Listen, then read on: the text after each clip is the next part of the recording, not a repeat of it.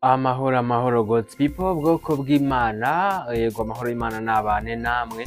Yego murasuzwa na mugenzi wanyu ubwoko bw'Imana Sibomana Anastase. Ni ibiganiro binyura kuri Irera TV dukunda guhuriramo ndetse no mu materaniro hirya no hino twungurana byinshi cyane tureba icyo Imana ishaka yuko dukora kugira ngo abe aricyo twubahiriza. Uyu munsi turimo kurebera hamwe kuri kino kiganiro kitwereka igisobanuro cy'uburyo ukwiriye kwitwara mu gihe cyangwa mu gihe ugeze aho ugomba kwisobanura nk'ubwoko bw'Imana, nk'uyoborwa n'umwuka w'Imana.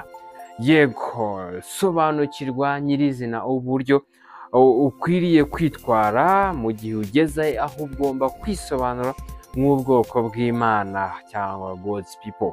Niho ijambo rigenda ribisobanuraho rigira riti nibabajyana mu manza ntimuzahagarika imitima y'ibyo muzavuga, ahubwo ibyo muzabwirwa aba ari ibyo muzabwirwa muri icyo gihe muzabe ari byo muvuga, kuko atari mwe muzaba muvuga ahubwo ari umwuka wera.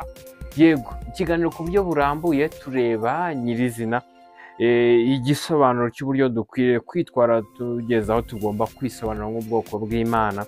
Ikiganiro ku buryo burambuye turagisanga kuri YouTube ku murongo wa Irera TV. Murakoze cyane.